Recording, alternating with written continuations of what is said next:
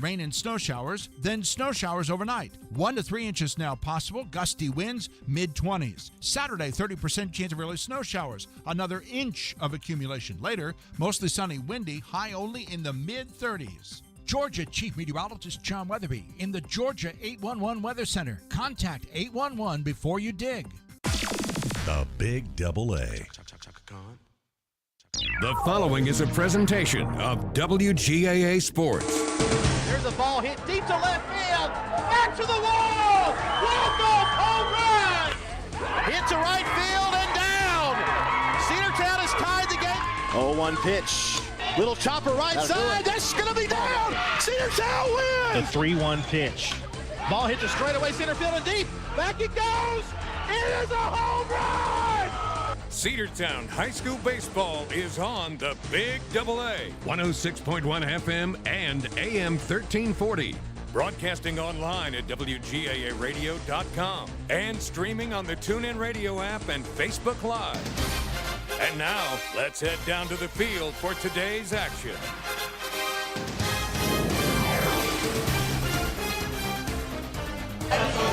Game 2 of today's doubleheader between the Cedartown Bulldogs and the Ridgeland Panthers here in Happy Valley at Ridgeland High School.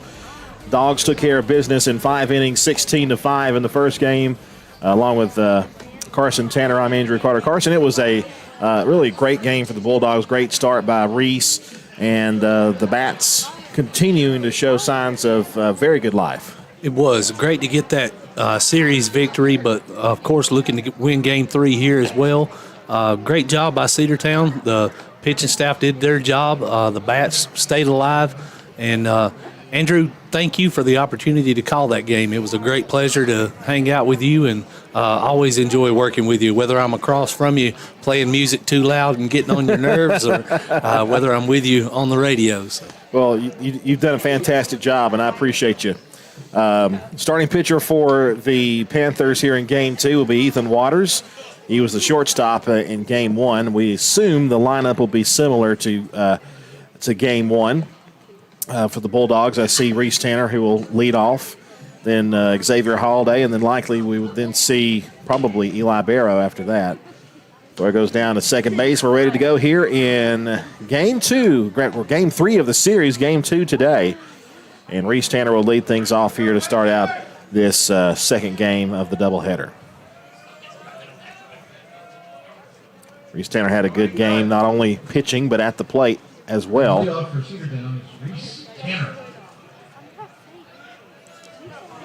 We'll take another fast start for the Bulldogs. No doubt about it. Dogs got it started pretty quick there in the first inning, scored 3 runs in the first inning of the first game. Here's the pitch. It's a big breaking ball for a called strike as Reese will square in the bunt. 0-1 the count. We'll welcome all those from Cedartown watching from home. Also, we always have some fans from the other team watching as well. We want to thank you for joining us. Hit hard but foul the other way, strike 2. Also, those listening on 1340 AM and 106.1 FM back home. 0-2 the count. Reese Tanner, the starting center fielder in this game. Not sure who's going to start this Game 3. I would imagine it would be MJ Holiday. There's a high fastball. He swung through it and missed. And that's out number 1 as Reese Tanner strikes out. Pretty good pitch there from Ethan Waters there through the high fastball, and Reese couldn't help. It's that pitch I talked about in Game 1. Up there in your eyes, it looks so good. It's hard to lay off of. Reese got to be better disciplined at the plate. Xavier Holiday now with 1 out and nobody on the pitch. Taking the dirt, ball 1.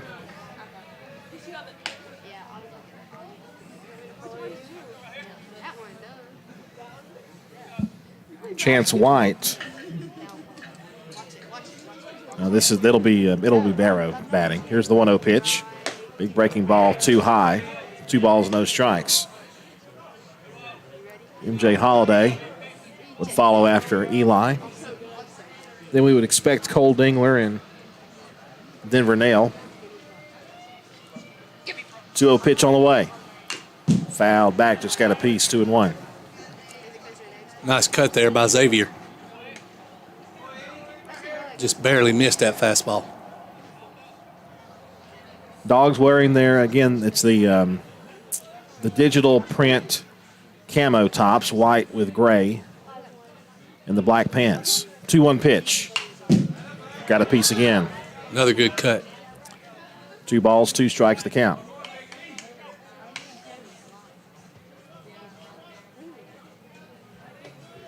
I would assume X is back at shortstop again. Played a great position shortstop times he started there with the nagging injury of Dylan Cupp. 2-2, swung on and hits a right to the other side, to the left side rather than foul. 2 balls, 2 strikes. I bet Ridgeland's dugout is into the game now. Yeah, they got a little wake-up call over there. That was a quick wake-up call. 2 balls, 2 strikes, and 1 out. Waters already has a strikeout. The 2-2. High and tight, that hit him. X will take his base. Nice at bat there by Xavier. Fast runner aboard for sure. And that'll bring up Eli Barrow. Eli Barrow had a good first game at the plate. Hit the ball hard several times. Eli digs in there with a run on first, a fast one there.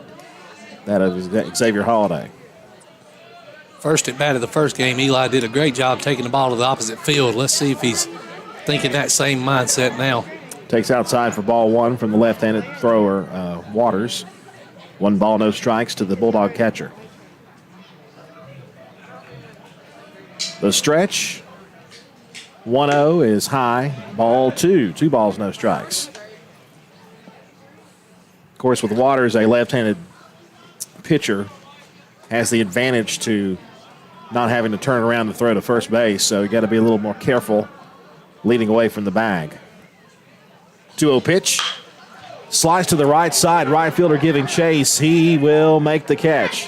And the runner will tag and go to second base. X is safe. How rare is that?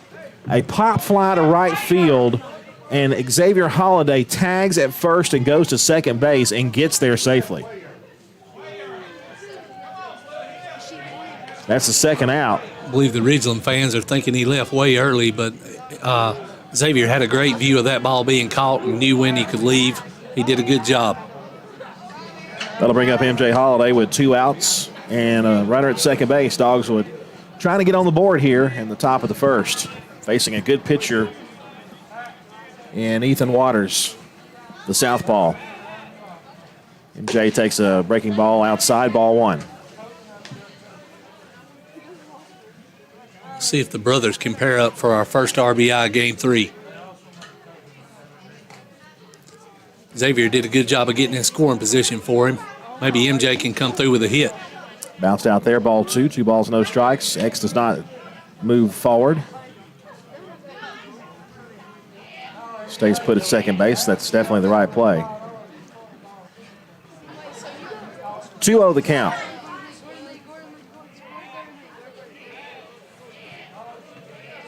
Pitch to MJ, a big breaking ball on a beauty. Strike called, 2-1. By the way, the dimensions here, 335 down the lines and 375 straightaway center field, about a 10-foot fence. 2-1, swung and missed. Another nasty breaking ball, and MJ swung through it, and it's now 2 balls and 2 strikes. X leads away. Waters trying to get out of the inning with no hits. Just missed outside. 3 balls, 2 strikes. Ridgeland fans thought they had him out on a called third strike. But it's going to be a full count now. 3 balls, 2 strikes. Waters looks to second. The stretch, the payoff pitch, curveball, little tapper in front of the plate's going to roll foul. And the count will stay at 3 balls and 2 strikes. Nice job of MJ there to battle. Stay alive. X did the same thing, battled and got aboard. Base hit would give the Dogs the lead here. The pitch. Curveball outside, ball four. Great at bat there by MJ. Draws the 2-out walk. And that'll bring up Cole Dingler. Cole Dingler had a great game at the plate in that first game of the doubleheader today.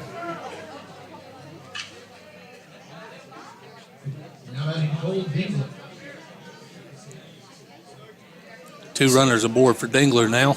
X Holiday at second, MJ Holiday at first for Cole. The pitch to Cole Dingler is down the middle for a called strike.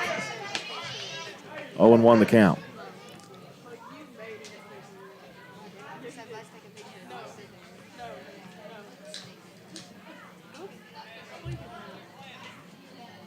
Waters the stretch, the 0-1. Big curveball, too high. Now time called as catcher and pitcher will get together. I believe Britt Baxter gets the call for game 3 for us. Noticed he was out warming up earlier. Well, that is a good choice.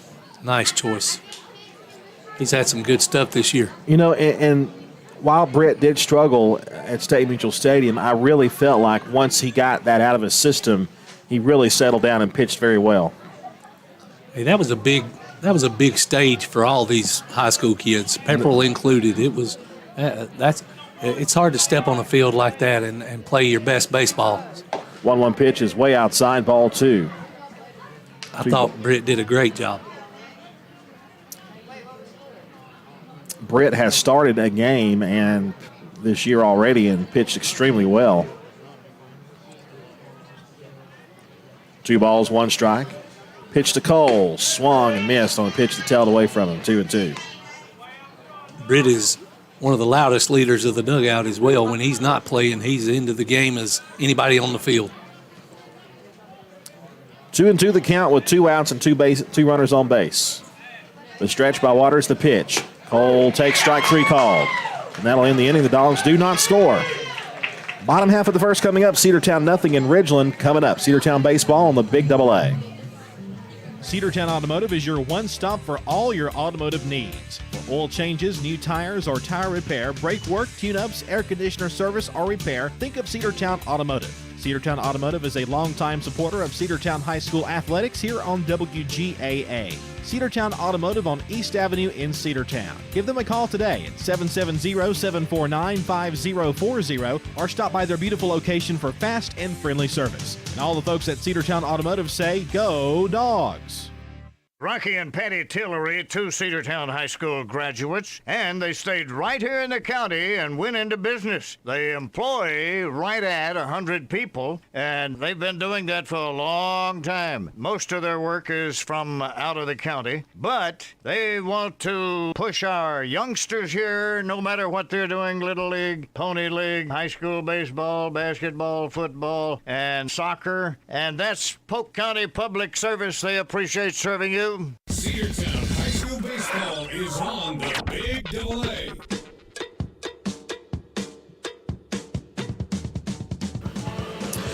We welcome you back to Cedartown High School Baseball as we go to the bottom half of the first. Dogs do not score in the first inning, and the Panthers will bring their batting order to the plate. We'll tell you about the defense for the Bulldogs as soon as it shows up. We can tell you that behind the plate, getting the start at catcher is the Bulldogs' star pitcher, and that is Jay O'Neill.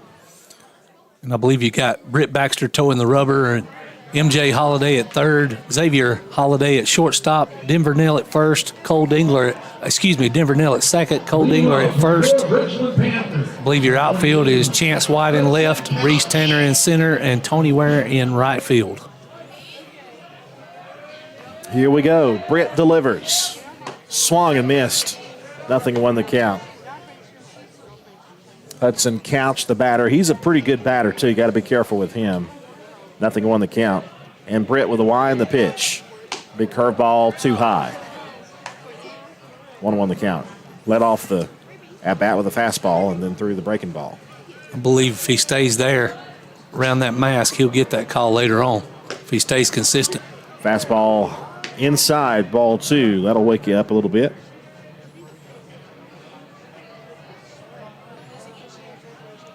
Two balls, 1 strike.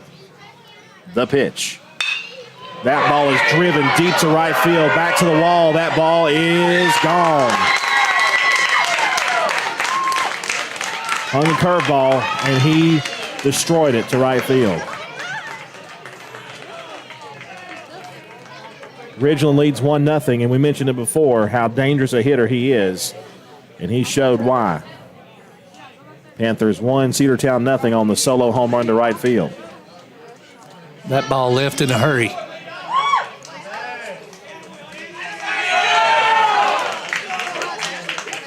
Ridgeland dugout out there to congratulate him. Not a terrible pitch, but he did hang the breaking ball a bit too much up there, and a good hitter like Couch will not miss that. Ridgeland with an early 1-0 lead. I think this is their first lead of the series. That will bring up Stone. And Stone hits a pop-up to shallow right field. And Tony Ware is there to make the squeeze. That's the first out. Nice job of Britt to come back there with a nice pitch, get that first out of the inning. The shortstop, Dakota Stone, he started the first game at short as well. And the DH Acuff. A run in on the solo home run to start. Acuff the DH, and Britt delivers the pitch. It misses away for ball one.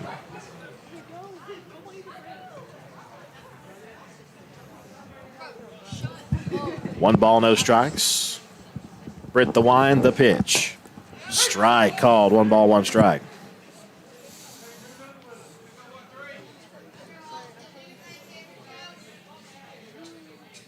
One and one the count. Baxter's pitch is high and away. 2 balls and 1 strike. Next week we have the Central Series. Then we play Northwest Whitfield. Then Pickens, Southeast Whitfield, and then we finish the season with the Heritage Generals. Swung and missed, 2-2. And I can tell you can circle Central and Northwest and Heritage with a potential tough series with Pickens. That pitch bounces up there, ball 3, 3 balls and 2 strikes. Dogs did lose 1 game to Pickens last year. We took 2 of 3, I believe, from Northwest Whitfield, and took 2 of 3 from Heritage. That's going to be ball 4, just a bit upstairs. Won the region on a no-hitter combined by. It was the no-hitter in game 1. Corbin Kazor. Corbin Kazor combined with Dylan Cupp for the no-no. Yes, to win the region. That one, a game I'll never forget. It was a beautiful baseball game. Dogs should have some great memories like that this year. Wells the batter, runner on first with 1 out and a run in. The pitch popped up. Left side. And the catch is going to be dropped in fair territory. Jay O'Neill was underneath it, and as we've always said, anytime a catcher tries to catch a pop-up, that is the toughest play for a catcher to make. Very tough. I'm not sure though if that should have been MJ's ball to get at third base. Looked like MJ got a late jump there. I think he thought the ball was going to tail out of play, but it stayed in. Good job by the Ridgeland runners to finish the play. Breaking ball outside, ball 1, 1 ball, no strikes. One thing that Britt did do in that game at State Mutual Stadium, when things went a little bit wrong, you could tell his emotions kind of got the best of him. And I think here in this one, he's hoping to keep those emotions at bay. Has taken low for ball 2, 2 balls, no strikes. But a lot of that wasn't even his fault. I mean, the one play I remember was almost like a swinging bunt, and it would have taken a perfect play for him to pick it up and throw to first. He was very upset with himself on that play, and just like the Ridgeland pitchers have shown tonight, covering a bunt and trying to make a good throw to first base is not easy. It's not. That pitch was upstairs for ball 3, 3 balls, no strikes, the count now, and a ball away from loading the bases up with one out. Baxter with a 3-0 pitch. Ball 4 inside. They're loaded up with only one out. Almost said strike. I thought they might have gotten the inside corner call. It was a very good pitch. It could have went either way. Coach Ryan Evans out there to talk to Britt. Probably a similar conversation as to the conversation with the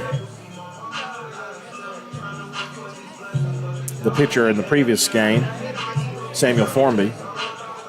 When things weren't going Samuel's way, the talk from Coach Evans helped him kind of regain his composure, and then ended up getting the win, or closing it out, not getting the close, but finishing the game for Reese Tanner's victory. And Baxter's in no position here to nothing a ground ball can't get him out of. Turn a double play here, and we come in, just try to get that one run back and go back on top like we've done in the past 2 games. Corner's playing in on the grass. The middle infielder is playing at double play depth. The batter is Waters, the pitcher. He'll try to help himself here. The pitch.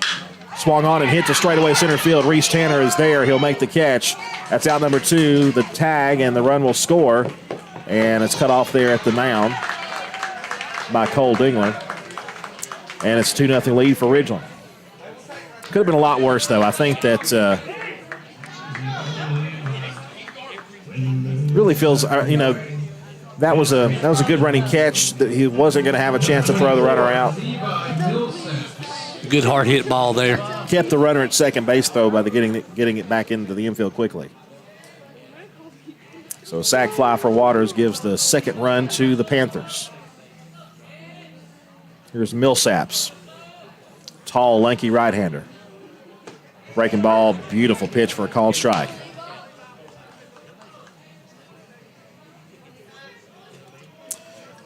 Pickens, my buddy R.J. Casey watching us on YouTube said Pickens took 2 of 3 from Central this week.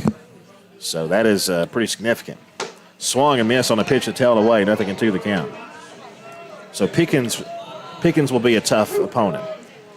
Northwest Whitfield is ranked in the top 10, as well as Heritage. They're close to the top 20. Another tough region for baseball. It is, and I wouldn't take anything away from Central there. 2-0-2 pitch is in the dirt. It's 1 ball, 2 strikes, and it's a double steal. Both runners move up, second and third. There are 2 out now. So I'm sure Britt's just concentrating on getting this batter at the plate right here. Millsaps at the plate with a 1 ball, 2 strike count. Britt Baxter, the kick and the pitch. Inside corner, just missed. 2-2. Great pitch right there. That was close to that pitch that didn't get called earlier, too. It was. Again, the consistency, 2 or 3 more innings, he'll get that call. The 2-2. Hit sharply to shortstop. Xavier Holiday Fields throws to first. What a play by X. He picks that up and throws a sidearm throw to first base in time for the out. 2 runs given up in the inning, and Ridgeland with a 2-0 lead, their first lead of the series. We'll come back with the top of the second after this. Whether you're a first-time home buyer or looking for that dream home, Rick Baxter of Hometown Realty can help you find the home you've been looking for. The Hometown Realty team has a reputation for matching people with properties, knowledge of the market, and love of the areas where they work and live. Whether residential, commercial, or land real estate, Rick Baxter of Hometown Realty can help make it happen. Call Rick today at Hometown Realty at 770-505-7766 or directly at 770-547-3139. Find your next home on the web at rickbaxter.net. The winning team at Hometown Realty says, go Dogs. Are you ready for steel? Equipment, that is. At Croker's Hardware in Cedartown, we've got all the steel equipment. Blowers and shredder vacs, chainsaws, augers and drills, trimmers and brush cutters. We're very proud to be a retailer for the steel product line. As an independent dealer, we can provide many services that the big box chain stores just can't match. Our friendly and knowledgeable staff is always ready to help you select the equipment that meets your specific needs. So call Croker's for a steel today. That's 770-748-4842 to learn more about steel in Cedartown. Cedartown High School Baseball is on the Big Double A.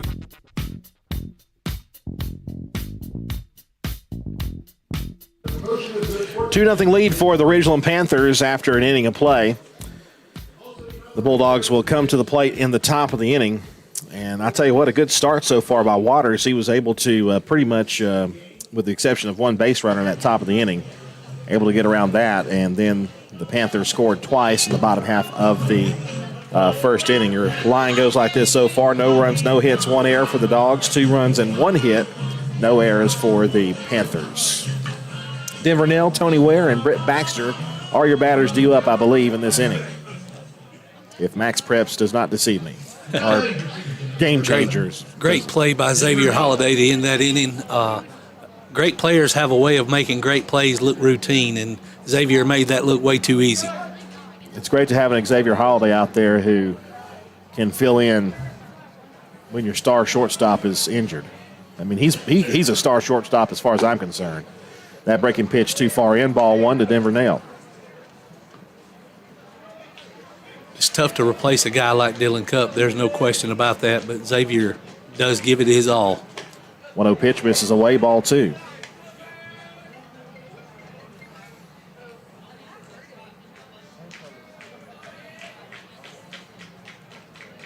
Waters with a wind and the 2-0 pitch on the way.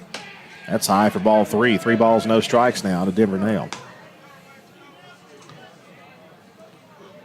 So far, so good with the rain. It's supposed to start around 10 o'clock. Hopefully we'll be long done by that time. Denver squares to bunt. 3-0 pitch, takes it back, ball 4. 4-pitch walk will put the leadoff man aboard for the Dogs. Nice job by Denver there to be a leadoff hitter.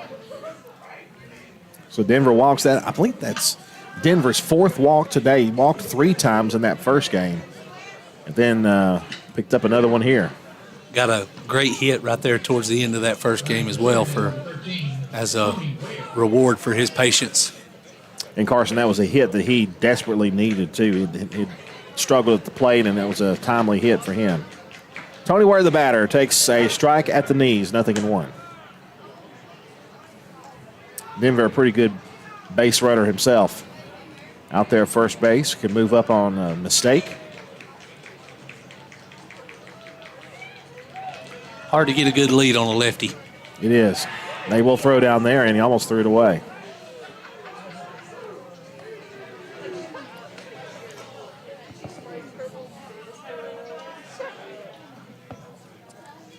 That didn't look like his natural move. He may have just been trying to trick Denver with that move. Maybe coming at him with a quicker move later.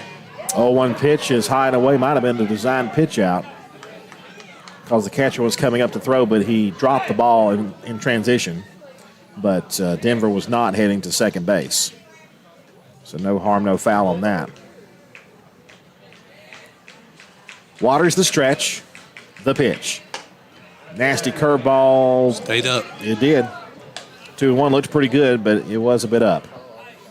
Maybe a tad bit inside as well, but had the corner.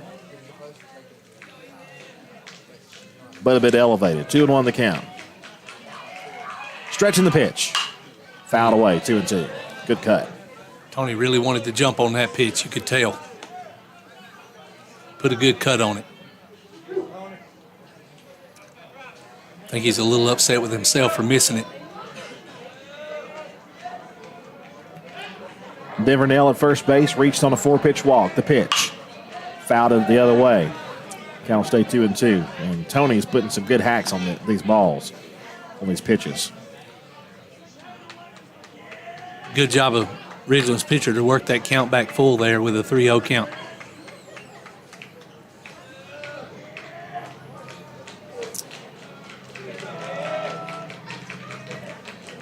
And the pitch to Tony. Hit on the ground towards second base. That's through. That's going to be played. And wow, what a great play by the second baseman. I didn't think he had a chance to get to it, but he somehow gets over there, slides over, picks it up, and throws over to